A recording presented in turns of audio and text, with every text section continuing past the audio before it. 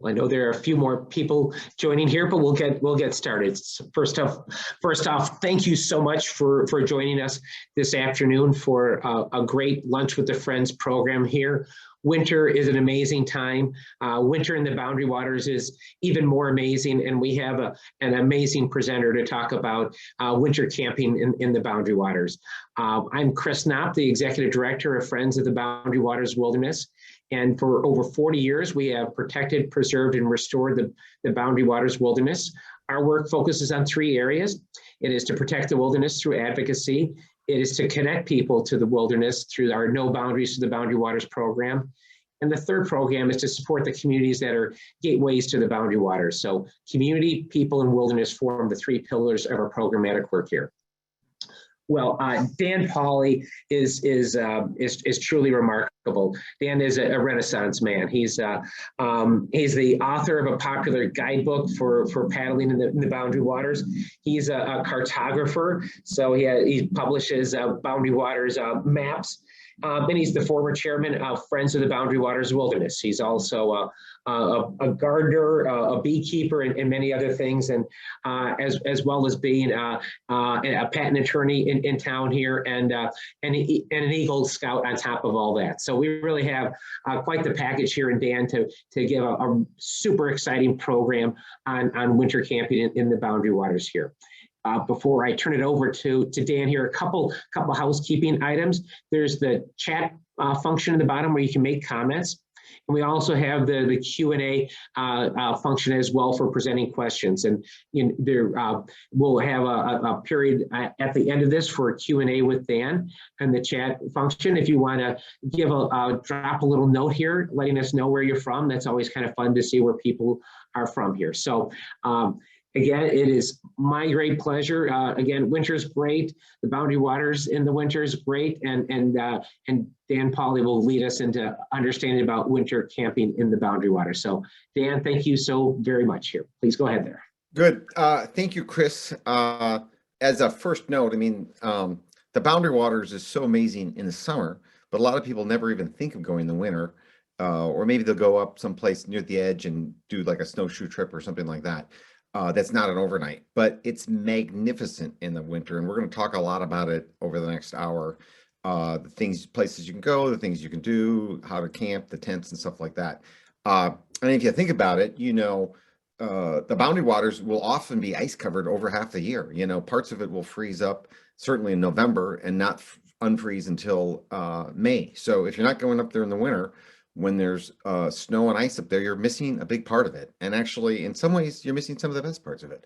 So we're going to hit a lot of it today, and then we'll have questions afterwards. And I think hopefully this will be of use. So I'm going to kind of hit 5 topics broadly, right? I want to tell you some of the things that I think are great about the Boundary Waters in winter. I've been going up there for over 20 years, overnights in the backcountry, and tell you why I love going up in the winter. And then spend quite a bit of time talking about transportation and shelter, especially the shelter side of things. There's a lot of different options there, and they vary a lot, and I can explain some of the benefits of the different ways of doing it. I've pretty much done most of the different ways of camping up there. And then I actually have some route considerations for you. So we're going to go over an overview map of the Boundary Waters. And then we're also going to go over three sub areas to think about. But I'll give you some stuff to think about in terms of the routes that you could put together. And then really, it's going to be kind of quick. But I want to talk about a couple of leave no trace principles that I think are unique to the winter on some level, but are kind of important because we want to leave the Boundary Waters the way we found it. And so I'm going to give you a couple of things that I think are useful. And then just real quickly, getting started, we're going to talk about a lot of gear, and you'll be like, boy, that stuff must be expensive. And some of it is expensive, but almost all of it's rentable.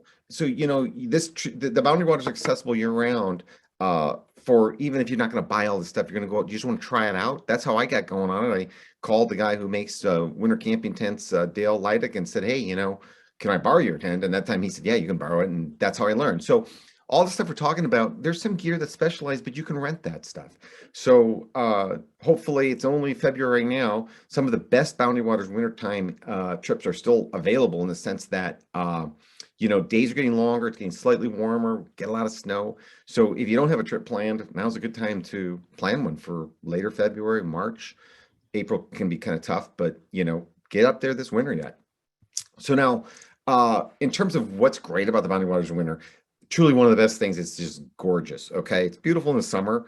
And in the winter, it's a lot different naturally, but you don't always get the amazing sunsets, but you get the beautiful stars at night, but you also get like the trees covered with frost. This is a trail. It's not actually originally a trail. We just bushwhacked back to a lake called Blue Snow, and you can see the frost on the trees. This is kind of a tamarack swamp. So these are tamarack trees. Really, really beautiful. Just you can't get any better. This is a couple of shots too. This is on the left-hand side going up to Angleworm Lake. If you've been up there, that's one of the best hiking trails in the Ely area. It's west of Ely, but you can hike that year round. And this is in a winter trip. This is 2 years ago. This was at the start of the pandemic with my nephew and my son. And we stayed overnight on Angleworm Lake. And actually I just came back 2 days ago from Angleworm Lake. I was up there again. So one was at the start of the pandemic. Hopefully this other one's at the end of the pandemic or near to it. We'll cross our fingers. On the right-hand side, so you're going to see stuff on the left. You're going to see like the rock formations that are kind of cool in the summer. Then they have like often like icicles, colored icicles dripping off of them, that you get in the winter. And you can get right up to the stuff. And even this could be back in the woods where you wouldn't even see this stone, this rock wall. Here suddenly in the winter, it's right there. You can get right up to it. On the right is, I think that's on Seagull Lake, which is over on the Gunflint Trail. Angleworm on the left, I said that was by Ely. So that's west of Ely on the Echo Trail, very accessible. The one on the right here, end of the Gunflint Trail, is Seagull. And here we're kind of hiking again through a swamp that you really aren't going through in the summer. I mean, this was not navigable in the summer. It's all like sort of boggy, but you can go and explore those areas. And so very beautiful stuff. You can see tremendous, right? Another thing that you're going to do is you're going to see possibly either signs of wildlife or wildlife. So on the left, we have rabbit.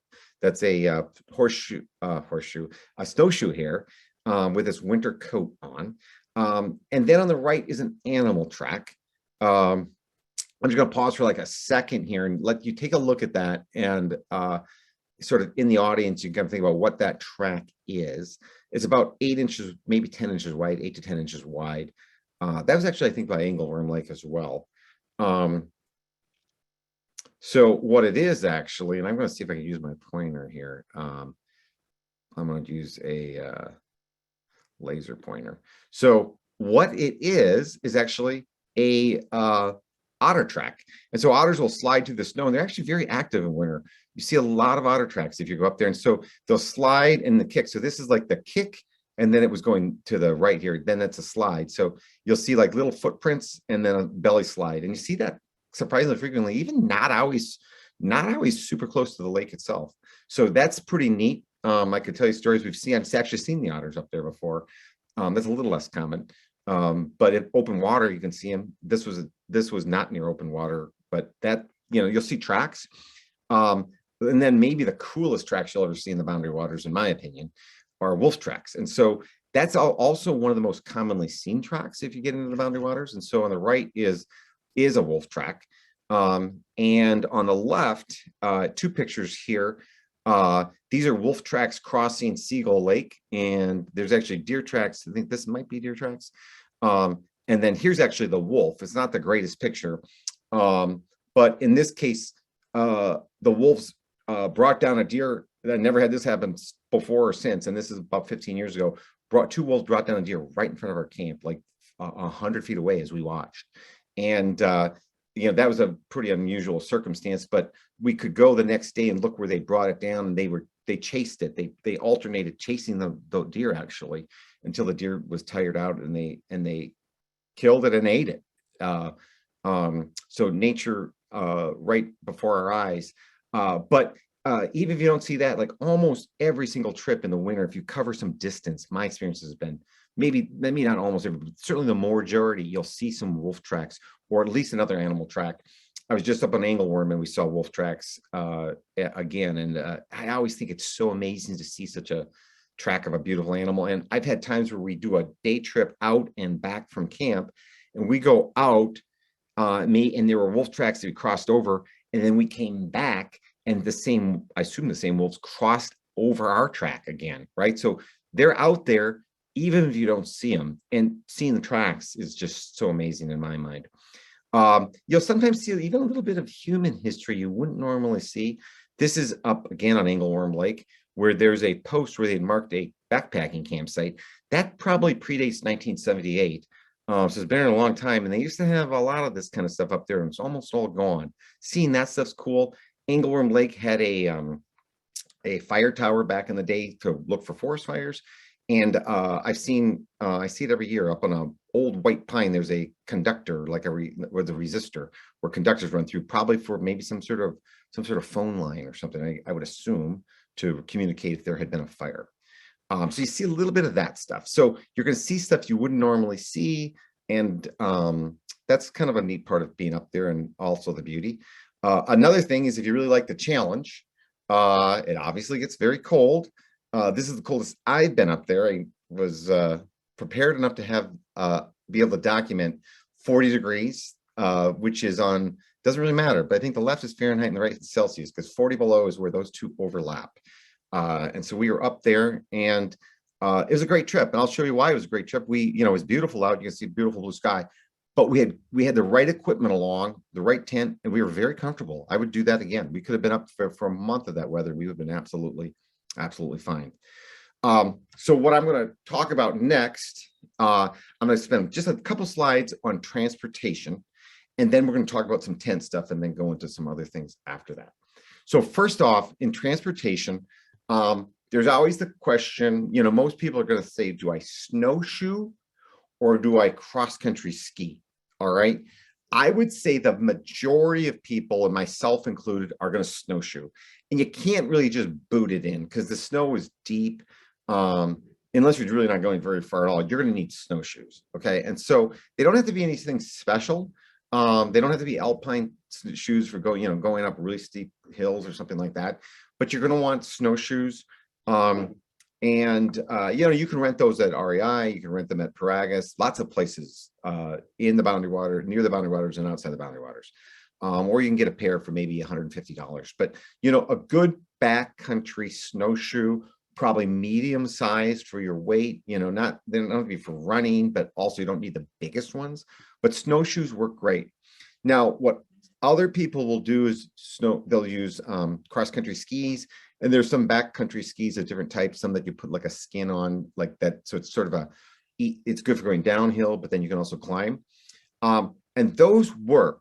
But the challenge is, like, say on a portage, or if you're going in the backcountry, it's hard to navigate around the trees and stuff, right? Even if you're going to get firewood, it's not that easy to go back in the woods with all the branches and stuff with skis on. And then the other thing is, oftentimes the lakes, as the snow builds up, the ice underneath it will crack under the weight. And when it cracks, even though the ice could be very thick, very safe, say a foot thick, the cracks will allow water to come up, and then you'll get slush underneath the snow. And then when you walk in that slush, my experience has been the bottom of skis, especially where the wax pocket is, can really build up, and then you keep having to break that off. And so it can make it really hard to cross-country ski in the backcountry, like over the lakes. Snowshoes can build up some ice too, but just sort of smash it off. It just comes off a little easier. Both work. I've done them both. I'm sort of a diehard cross-country snowshoer now, after having done both of them. And that would be my recommendation. Okay, so that's sort of the snowshoe versus ski thing. A bigger issue, or additional issue, is like, hey, how do I carry my gear? You could backpack it in, not recommended. They're heavy a backpack. It's like going through sand, snow, difficult. So you're almost always going to have your stuff on some sort of sled. To be honest, what I use the most is on the left here. It's kind of a thing you could buy at Fleet Farm. It's just a simple sled. They're pre-drilled with holes or pre-molded, so you can string a rope or bungees through there. And really, there's nothing easier than throwing like a big tarp, not a tarp, but a duffel bag in there. Throw all your gear in one or two duffel bags, and that works great really inexpensive. I often go up with people who don't have their own like winter camping gear. So, I've got a handful of these. Makes it easy for me to, inexpensively provide gear for other people, a sled. That's what I normally do. I usually use just like a 20-foot rope on that thing. I got that idea. It's not that unique, but the person who formed who owns or started Snow Trekker Tents, it was also Empire Canvas. He's like, look, I just use a long rope. He'll have a strap on there too, usually, because then you can sort of put it over your shoulders. You can put it over your shoulder single. You can put it over your waist. Works very good. Going down a hill, you can just sort of guide it like a horse. That works great. That's what I use generally. Another option is on the right here, and that's a polk. You can rent those at a number of places. So that's your, Will Steger is going to go across the North Pole kind of equipment. And they're great. So it's a high-tech version of what I have on the left. A few $100s for sure, maybe even $1,000 for something like that. That's going to have an integrated cover. You throw your gear in there, cinch it down, nothing's going to fall out, and they're going to have poles on them. Okay, that that keep the sled a specific distance behind you. Works great if you're going down a hill, unless it's really steep, but you can go backwards on it. So those are good, and I don't own one of those, but I've used them, and they're very nice. Okay, but they're sort of two of the same thing on some level. Another option, which I don't have a picture of, that I do use would be a toboggan. Okay, and by that I mean it's sort of a traditional toboggan, but made of modern materials. Black River, I think it's Black River Sleds, their toboggans makes them. You could Google that.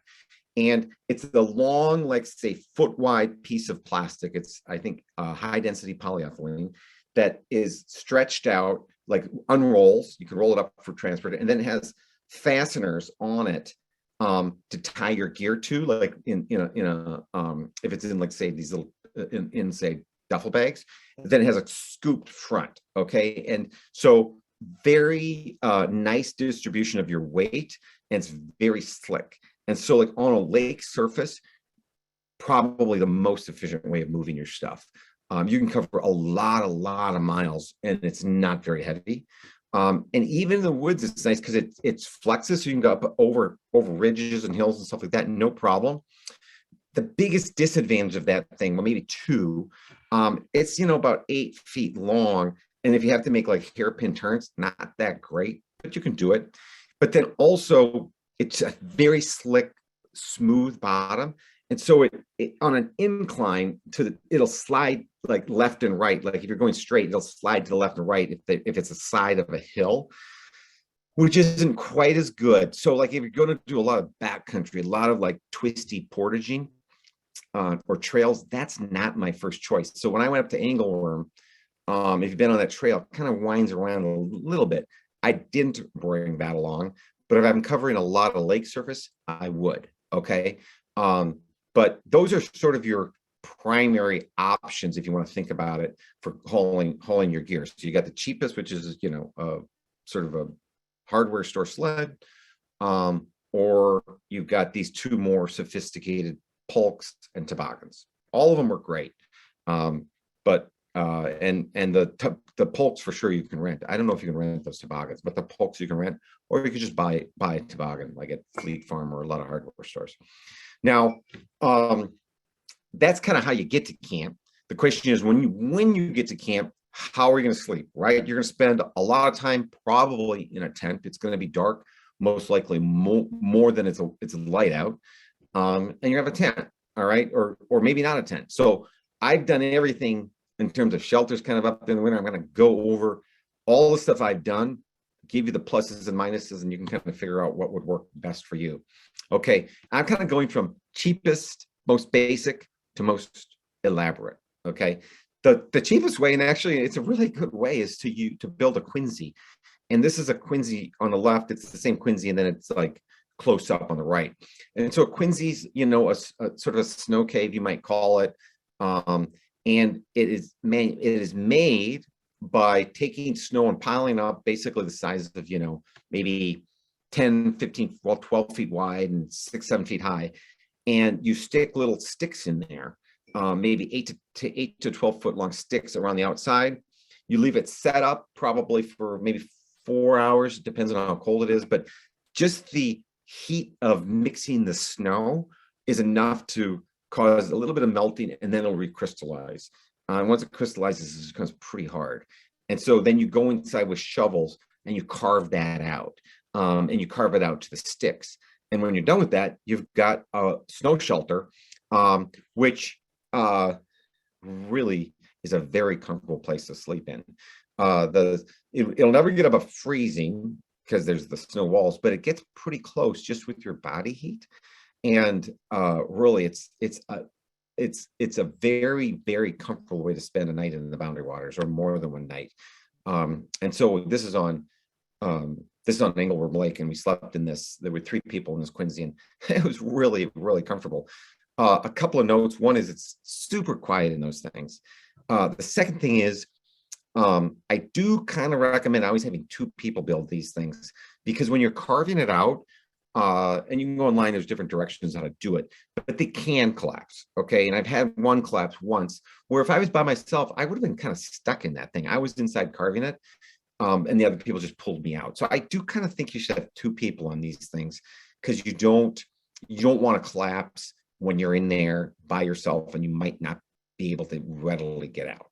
But once that thing is built, they're like rock hard. We had, I think, the other picture here, someone on the, it's kind of a shadowy picture silhouette, but somebody who's staying on it. Very, very, very strong. So that's your cheapest way. The disadvantage is it's going to take a few hours. So like if you're getting to camp at like 5 in the afternoon, that's not going to work. Or even like noon's a little bit of a stretch, because you have to pile it, let it sit, and then carve it open. That's one option. That's your cheapest. Now, the second way of doing it, I've done this, is, using your summer tent, your 3-season tent, right? Or could even be 4-season without heat. And that works totally fine. You're just not going to keep any heat in there, and you're not going to dry any gear out. So I think for like one night, I've been really enjoyed that. 2 nights, not so good, but okay. And then 3 nights is really not that great, because everything's wet and you haven't dried it out. And so we could talk about the different ways of making this work, but a lot of times what people will do is their clothes and their boot liners and stuff they'll put underneath them, use it kind of a little bit as a sleeping pad in addition to a sleeping pad. And that body heat can sort of dry those things out, and then they're good the next morning. Otherwise, at say 0 degrees, even a boot with some condensation is very, very cold, very, very hard, and hard to get back on. But this will work. Totally works great for one night. 2 nights stretch. Beyond that, I frankly don't think it's the best. I don't do this style anymore. So what do I typically do besides the Quinzhee? I have 2 winter tents, two that I regularly use. The first one is going to be a synthetic tent. Then I'm going to talk about like a cotton tent. So this tent here is made by a company called Seek Outside, and it's sort of a teepee style tent. It's actually an octagon. It looks a little smaller in this picture than it really is, and they make a whole bunch of them, but it's about maybe 7 feet interior, and then it's got 2 doors on it. You can actually use it in the summer too, and it doesn't have a bottom. Here's the inside, and this tent you're going to shovel out. You're going to either stake down or use like dead men, which is like sticks in the snow, to push to hold it open. Use some guy lines, and then you don't have to have a source of heat in there, although you typically would, and that's what this is. And so this is a little stove made by the same company, Seek Outside, and that thing will collapse down enough that to just like the size of a notebook computer and a little tube, and that's a titanium stove, and titanium chimney, if you will. So that tent is only like 6 or 7 pounds, and that stove is like 5 pounds. So I mean, you're less than 15 pounds all in. Very lightweight, very quick to set up. So if you wanted to go and move around each day, this thing works perfect. Like take it down, put it up, take it down, put it down. I used it last year going actually it was last year with my son, a big trip down into Tuscarora Lake and beyond, and this worked perfect. Now, the disadvantages of synthetic, such as this one, this is a Sign nylon. The disadvantage is it will have a lot of condensation. it doesn't really breathe. And so your moisture from your body, sweating, respiration will build up on the walls, and then it'll kind of flake off, which isn't so good. And also this stove, it collapses, so it's got little teeny cracks, and so it's not super tight. That's not going to burn for like 3 hours without putting more wood in it. That's the disadvantages. Okay. Interestingly, the DNR I was looking at last night, they talked about winter camping, and they had this wrong. They say that the nylon breeze, I've not had nylon that breathes. Cotton, they said cotton doesn't. That cotton has always breathed for me. But so this is a really nice design for moving around quickly. Like at night, when I would use this tent, you build a fire, you cook on it, you get warmed up, you dry your clothes, you can hang out with whoever you're there and have some great conversation. But then you go to bed, and that thing's going to go out, and you're going to return to the outside temperature. However, your gear is dry. Anything that was wet during the day is dry, so in the morning it's going to be good. So it's nice, but it's got the limitations of not warm during the night and a little bit of moisture condensation. So what's the alternative? This is the alternative. This would be the high end. This is what actually you'll see in the Boundary Waters. This is what you can rent. I think there's a couple manufacturers, but probably the most prominent one is Snow Trekker. And that's a Siren, Wisconsin company. This is one of their tents. And it's a canvas wall tent. I've got an indoor, this is an outdoor picture. I think this is my old one. It had sort of that door on it. Now they have a zipper door. But excuse me. So inside there'll be a stove that you buy separately or you rent. This whole combination is rentable. I'll talk about what that would cost at the end and where you can rent it. But that stove will keep that inside. You get that thing very warm. It can be 78 degrees. Definitely, I always think about 67 degrees warmer than the outside, actually. And that stove will run all night with wood that you cut up there. But you have to restock it every probably 2 hours. But you can keep it a little bit warm overnight. I increasingly let it go out overnight, but for a long time we would take turns stoking it at night. Really nice. You could stand up inside. You can dry off all your clothes. You cook great food. You have like an LED lantern. It's a cabin in the woods. It's really excellent. And so this is an example of one of those. This is actually a different tent, but really, really, a beautiful, wonderful way to camp in the Boundary Waters. Here's a picture. This is the same son of mine from where he's older in later pictures. You're eating blueberry pancakes. You can bring along little camping chairs, all that stuff. It's really, it's great. I've taken a lot of kids up this way, especially March, where it's not quite so cold. So if you're online here today and you've got kids, sign up, rent one of these things this afternoon, call around and go up in March for part of your spring break trip. You'll have a great time. Days are getting long, really a lot of fun if you did it at that time of year. And here he is sleeping overnight, a good sleeping pad. That's a very warm bag. He wouldn't have even needed it. But we had we've had a lot of great winter trips up there with stuff like that. Now, another alternative, that's the way I like to do it. This is a friend of mine, Rob, who was up there. He likes to hammock it. So you could definitely hammock in a lot of diehards love to hammock up there, even in the winter. You're off the ground in a sort of a overnight type hammock. That can be excellent, especially if you combine it with a tent where you could dry your stuff off. That works well. And then the last thing that I think I would be remiss to not mention, people like to do a bivy sack. So a bivy sack is basically an outer bag for your sleeping bag that is rainproof usually, but moisture proof, hopefully breathable if it's Gore-Tex or something similar. And then you have a little cover. I personally think that's pretty claustrophobic and pretty isolating, so it's not my thing, but I know people who like to do it. And sometimes if you've got 5 people in a smaller tent, like one of those tents, and somebody snores, that can be a challenge. So if you got a bunch of people who snore, maybe bivvy's a good way to go, although earplugs are probably even easier. So those are the different ways of going up. All right, winter of the different sort of tent type options. Now what I'm going to do, I have a few slides, and I want to give you some thoughts on entry points. Okay, and so here I know this is small, so you can't read this up, but I'm gonna show you an overview slide, and then I'm gonna show you uh, 3 different maps on options to consider. Okay, so this is actually the back of a Voyager map. And like I say here on the slide, you still need a permit, but permits are self-issued at the entry point. So you're not worried about a quota. You just, you show up and you issue your own permit right at the entry point at the kiosk. No reservation needed. The other rules still apply though, like you can't bring in motors, like you can't bring a power auger in, you can't bring in a snowmobile, that's for sure. You can't bring even electric chainsaw to cut wood, you couldn't bring that in. So all the other rules still apply, but you just get your permit at the entry. Now, in terms of where you go, really lake routes, for a couple obvious reasons, are much better than rivers, just because rivers are just not safe in the winter with moving water. And then, another consideration is you need to make sure access roads where you are going to use to park your car or get to the entry point are open. And I'm going to give you some thoughts on that in terms of where you might go. Okay, so if you look at this Boundary Waters map, I've got I got to try to move, get something obstructing here. I don't think that's going to work. Let me see. That's all right.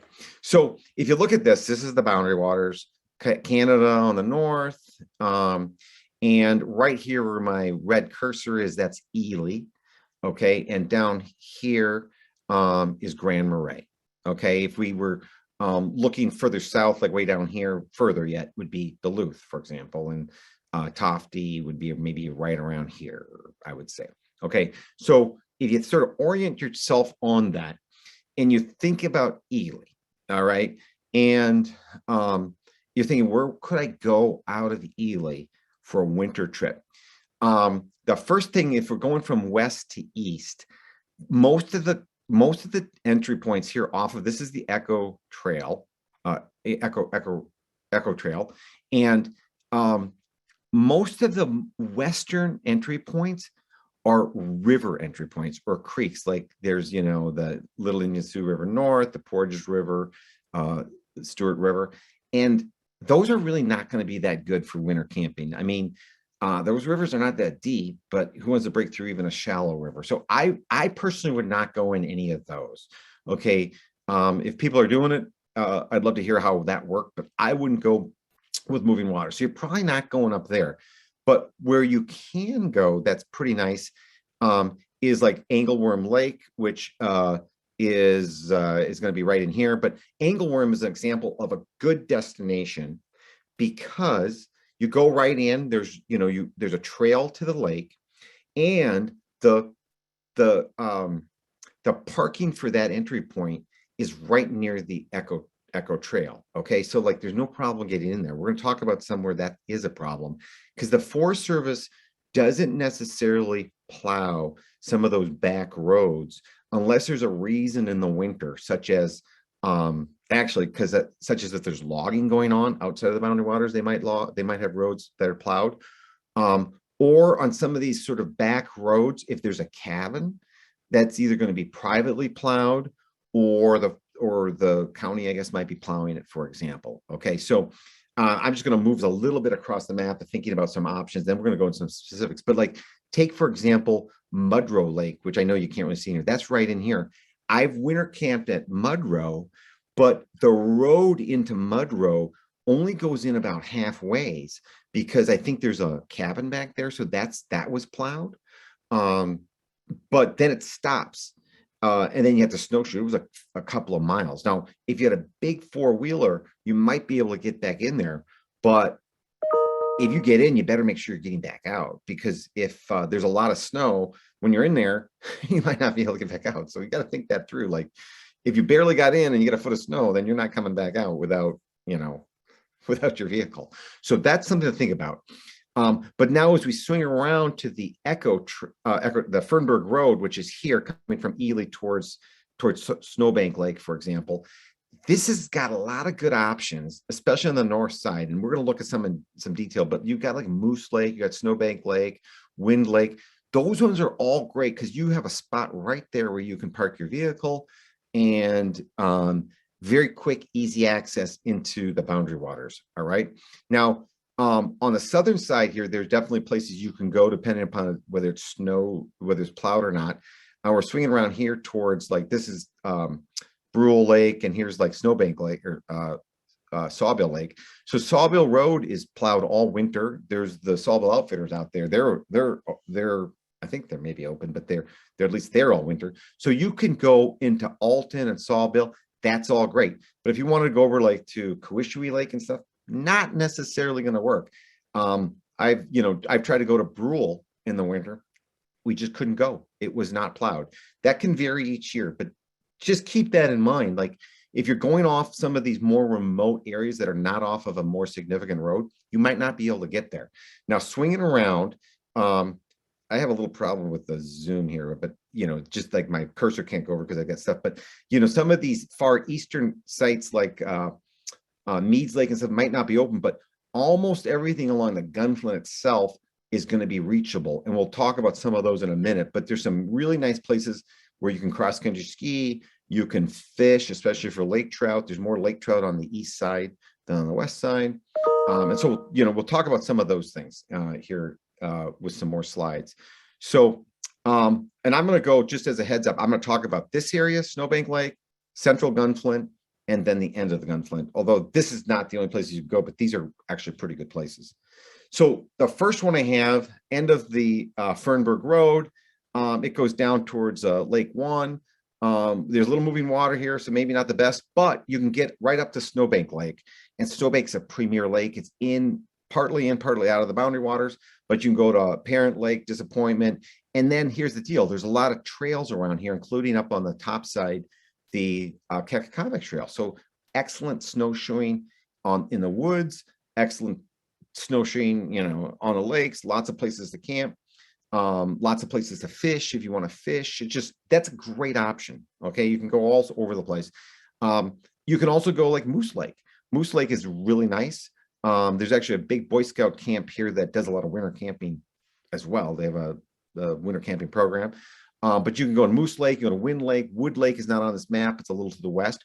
But the Fernberg Road is an example of having some pretty nice places for winter camping because, like I said, accessible by road, even after a big snowstorm. And then it's also, you're not covering a lot of rivers, which we want to avoid. Now let's take a look at some spots on the Gunflint. So this is the central Gunflint, I guess you would call it, a little more on the east side of the boundary waters. And here's like Poplar Lake. And so what's neat about this area, I've been here many times, is you got a lot of smaller lakes, a lot of terrain changes. Then you have these trails. Now it's not shown on this lake, on this map, but there's some outfitters in some lodges. There's a good number of cross-country ski trails that you can go in and ski on, one of which goes right just barely into the boundary waters, and you camp kind of close to it. I've done that before, and then you can if you snowshoed, if you cross-country skied or brought them along, you can do some cross-country skiing. You have to buy a permit for that, so make sure you do that. Or you can just snowshoe all through here. I was with Chris who's on here, and we went we stayed, actually I think we were on Partridge Lake, and then we did the hiked over to the Stairway Portage. I'm not sure if that's marked here, but we actually that's on Duncan, but we went around to the Stairway Portage, so you can hike around on these ridges and stuff, and it's great. It's a wonderful winter deal, and generally no one will have been there in the recent past. Like when I was on Angleworm, which is kind of a popular lake, there was nobody.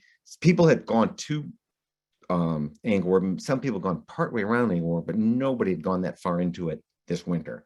So this area is great. A lot of these have lake trout in them. Really nice area. The Central Gunflint, and you can also drop down off of Poplar into areas. So just a lot of options, and there's a long snowshoe track, cross-country ski trail down there as well if you want it on the south side. Now the final sort of detailed map I have, so this is a little bit zoomed out, but I wanted to show. So this is the very end of the Gunflint Trail. This is Seagull Lake. Tremendous winter camping lake because it's big, easy to get to. All these areas a lot of areas to camp. You can get over to Alpine Lake. There's lake trout in all these lakes. you can go over to this lake. This is Paulson Lake. John A. Paulson, actually. So it's sometimes referred to as Jap Lake. So it's JAP, but Paulson Lake. Long portage, and actually that's a grueling portage, but you can do it in the winter when you couldn't really, it's very hard in the summer.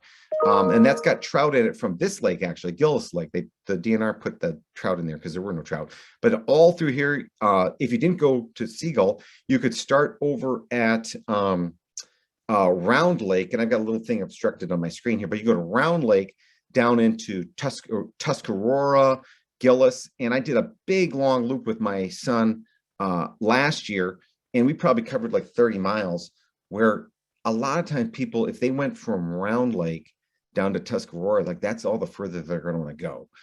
Just to keep the distance in mind, like you're very unlikely to want to cover like 30 miles. You might not be able to cover 30 miles with the heavy snow, depending upon the year, but you know, that's a good option. But here's an example. So we went last year from Round Lake into Tuscarora and further, but the trail to the parking lot at Round Lake, which you may have been to before, that was not snowed, that was not shoveled or plowed, and Round Lake was not plowed, the parking lot. So you parked kind of on the side of the road where the snow plow ended. Tuscarora Lodge and Outfitters is up there, and so the road gets plowed through to their property, but not otherwise, right? So that's just an example. Like the parking lots are not all open. Now, in that case, it's not too far, so you park on the side of the road and you can get in and out. Or you could spend the night at like a place like Tuscarora, and then you could leave your vehicle there. But this is an example of a great area too. I mean, I may be sort of tipping my hand that I probably winter camp on the Gunflint side more than the Ely side, but the Ely side has some really good stuff too, especially the west or east of Ely. Okay, so we don't have those rivers. So this is all good stuff. Now, I said at the start, I was going to just talk about a couple of leave no trace principles, and I've been going up for over 20 years. It's getting a little more popular to go in winter. And so I want to give you two things to think about here. The first one is wood collection. You should, in terms of collecting your wood, I apologize, I'm trying to get, so I can't see actually the whole screen here, but that's okay. So you want to collect it and not leave anything exposed from where you collected it. So you want to really collect it away from shore a little bit, and certainly not where people can see that you cut wood. So I've just noticed over time, and until I had really thought about it, I probably did this some myself, but you'll find like a down tree, maybe a pine tree fell down and is at the edge of the lake, maybe extends in.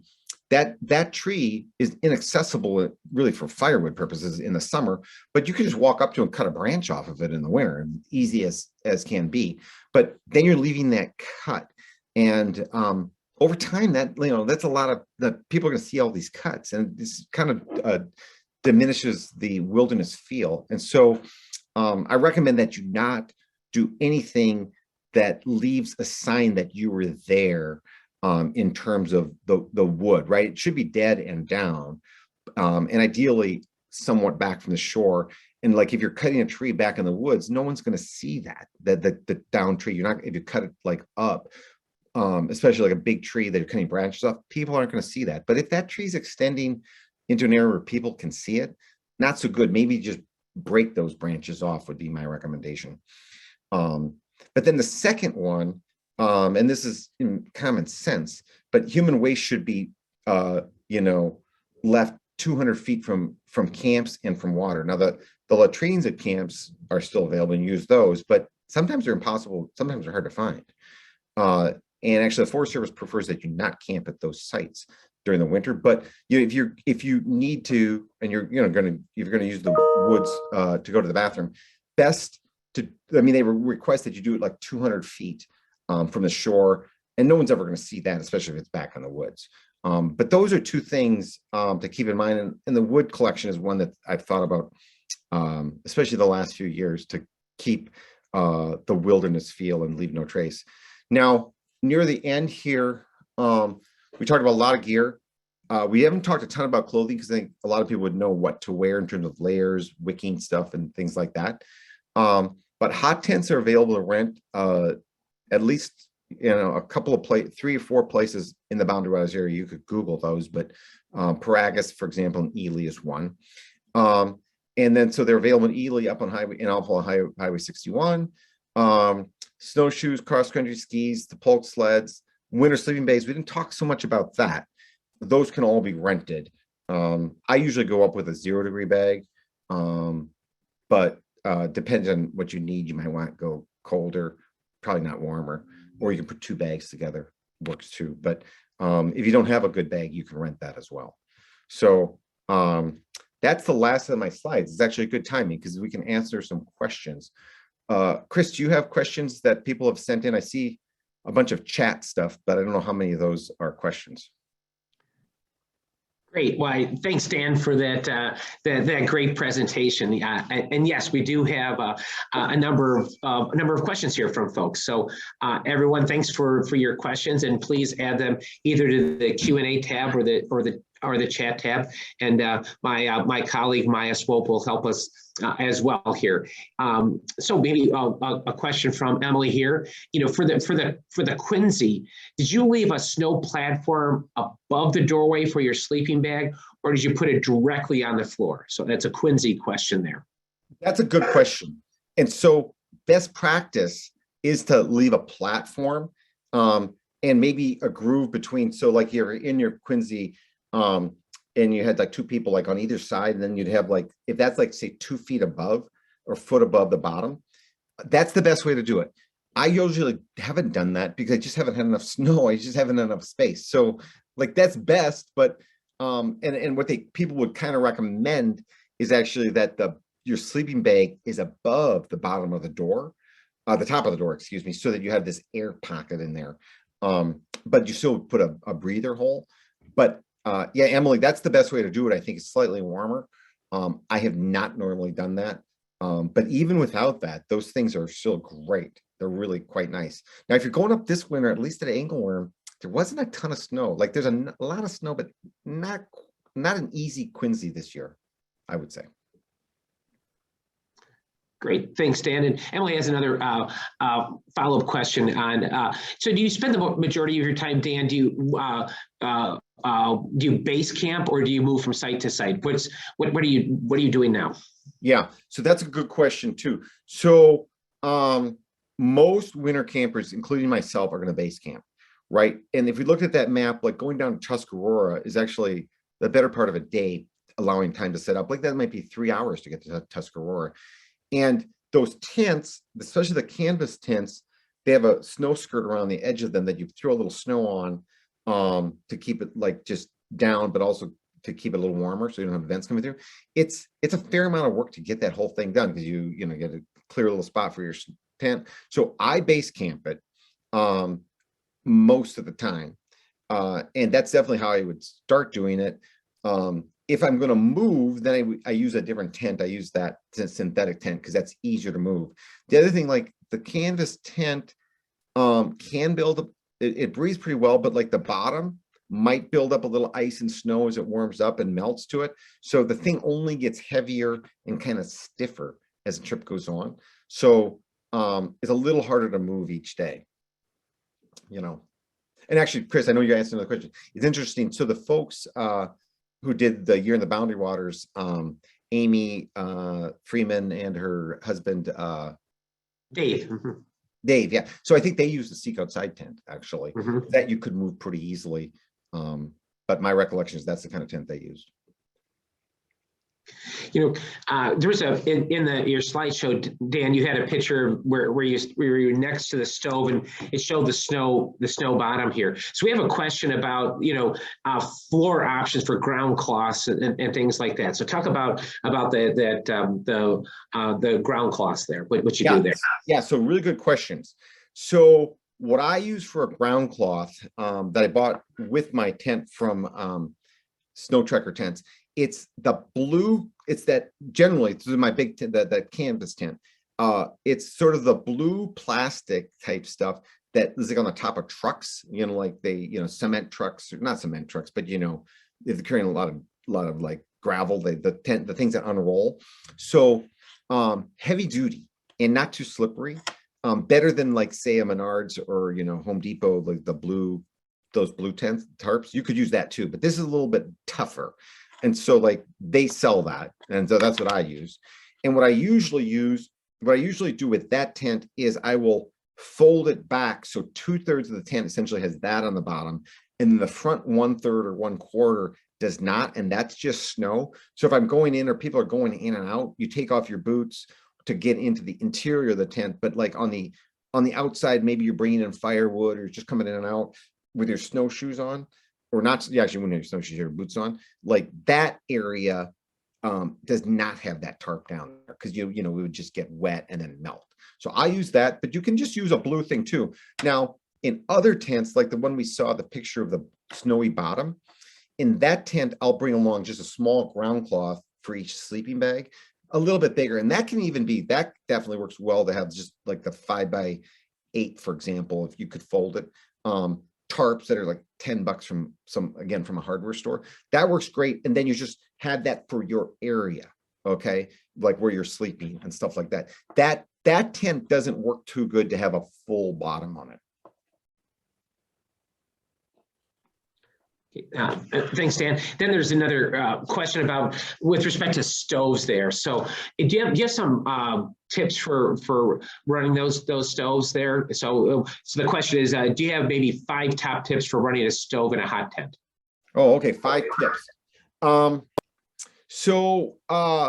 Yeah, so here's a few. I haven't thought about these in advance, but from experience, one of them is you got to have good wood. Okay, and so all wood is not equal, if you will. And like if the wood is kind of rotted and lightweight, it doesn't usually have a lot of heat in it. Okay, it will burn, but not so good. And so like say you're cutting up a log that you found, right? And it's got a lot of like mites or some borers have been in there and it's like kind of powdery. That stuff just doesn't have much juice left in it. It won't put out much heat. Similarly, if it's wet and when you cut it, if there's like a shiny portion where you cut because there was moisture in there for whatever reason, that stuff won't kick off heat. Or like if it was, you know, it was dead and down but green, it won't put out heat. And I remember going up after, it's a long time ago now, the 1999 blowdown up along like the Gunflint Trail. And, you know, 3 years later, even you'd have some trees that you thought, boy, this was great wood, but it was still wet. And that stuff, it just doesn't kick off the heat. It'll just sucks the heat out. So that would be one. Another one would be, you know, you have to have a good saw. Let me just give you some thoughts. You have to have a good saw along. And I would usually have an axe, like a small axe. You don't need a big axe. Looks like a hatchet will work fine because sometimes you want to split the wood to make it burn better. And then I would also say, make sure the night before when you go to bed, if you're gonna let the stove go out, make sure you have like a fire starter ready to roll and like a little bit of kindling. So the next morning you get it going. Or if you're trying to let the thing burn all night long, you want to have that stuff ready to like reinitiate the fire if it goes out. Those would be some thoughts. And then I kind of alluded to this, but the stoves, like the stove that you saw, I generally had in my canvas tent is made by Four Dog Stove Company. That's a Minnesota company, small company, but they make titanium stoves that are very, very nice and lightweight. And they also make a steel one that is heavier. But those are good because those are pretty tight. And then the collapsible ones are not nearly as tight, so they will not burn as long. So that would be some of my key wood questions, to be honest. I will say this as well, because I bet there's somebody out there's thought, hey, 2 things, like, should I be concerned about carbon monoxide? And also, why don't I just bring propane up? And so you should be concerned about carbon monoxide, especially if you're burning propane. So I never bring anything. I have a jet boil that I'll bring along, but I don't bring along any flammable stuff really otherwise. And you would not want to heat that tent overnight with like a little propane heater of any sort, because those are going to like not be vented. You're going to get carbon monoxide in that tent, and like that can be a fatal experience. Carbon monoxide makes you go to sleep, and you won't necessarily, know that you're being poisoned. So never ever do that. I guess you know, if you had a little stove or something while you're awake, but do never ever heat your tent overnight with something like that. Okay. For sure. Not when you're sleeping, never, ever. But then also my experience has been that I've never had carbon monoxide build up from burning wood. Okay. I used to bring a carbon monoxide detector along, but I've never really registered carbon monoxide. And I think the reason for that is if oxygen gets too low with burning wood, the fire just goes out. Where if oxygen gets too low with, say, a propane heater, it keeps burning. It's just that instead of making carbon dioxide, you make carbon monoxide, which is deadly. So that would be my point. I mean, bring along a carbon monoxide detector if you're concerned. I have not had a problem, but I would never use a heat source other than wood. Great, Dan. We're getting near the end here, but there are still a couple questions here. And there's a question from Diane here, and I know one of your camping mates here does this a lot. Please discuss the pluses and minuses of using a hammock tent in the winter there. So I know Rob Christ, I think, is on the line here, who is a big hammocker. So why don't you answer that question, Dan? So yeah, good. So again, it's not how I normally do it, but the people do it love it. And I know there's even a gathering every winter, maybe not in COVID, where they get a whole bunch of people winter camping, hanging out there in their hammocks. So I think the advantages are you're off the ground, so you're not getting heat conducted into the ground, and the heat, you know, is gonna leave your body quicker through a hard surface than just through the air. So that's one benefit. Also comfortable in the sense like you're not sleeping on something rough. Relatively lightweight, and I think with the new hammock situations, not the you know, I can't remember the brand now, not the like you're more your camping hammock. Pretty good platform, pretty comfortable, and then they have insulated quilts of sorts that you can put underneath you. Like, you know, if you just go in a regular hammock and you put your sleeping bag on that thing on the top inside, you're going to compress the sleeping bag. You're going to have no insulation. So the best hammock heat insulation is it sits around the outside, so it's not being compressed. But you know, Rob, who apparently is on here, I mean, he's done it. I've been with Rob in very cold weather, and he's gotten excellent sleep. But he's had a good warm quilt on his bottom and then a sleeping bag on his top. great. And maybe one final question here, Dan. Brad has a question about slush pits and you know, especially when you're on a lake surface, if you camp there, it can be a big issue. What, you know, any hints on trying to dealing with that? Yeah, that's a problem. And I was just talking to somebody where we had to move a tent because of that, where even like, so you know, I'm not sure which situation Brad's talking about, but sometimes the slush is there when you get there, because as I talked about, there's a crack in the lake, the water came up. The other thing that can happen is you can, you know, drill a water hole and then the water comes out and kind of creeps into your tent, or, you know, your fire can like melt the snow and then you get that. And especially if it's like early in the, like if it's springtime. So, you know, the best thing I can say from that is my experience has been, if you're camping on the ice, camp close to the edge of the lake, because there's usually less slush there because the lake is not, the ice is not bent down as much as in the middle lake. And then drill your hole quite a ways away if you're drilling a hole for water. And then I often will shovel down for the ground. But if you're concerned about slush, then you would want to not shovel that down. You want to be kept as far above the ice as possible. But slush, it can be a problem, in which case you're going to want to sleep on land. So there's one we're just talking about where the tent got flooded out. We, the next day, moved into the land. Great. Well, thank you, Dan, and thank you, Rob Christ, for putting your contact information in the chat function there, so people can follow up with you on hammocking and winter camping there. Dan, thank you so very much. We're welcome. Grateful.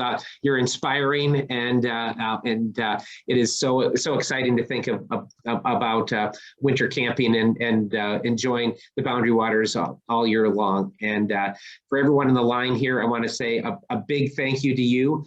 We are a membership, people-supported organization, and we are strong because of all of you. And so thank you so much for loving the Boundary Waters. Thank you for being here. We're excited to have you as our supporters. And again, Dan, thank you so very much. From Friends of the Boundary Waters Wilderness to all our friends out there, thank you so very much. Have a great rest of the afternoon. Thank you, Dan. Bye. Thank you.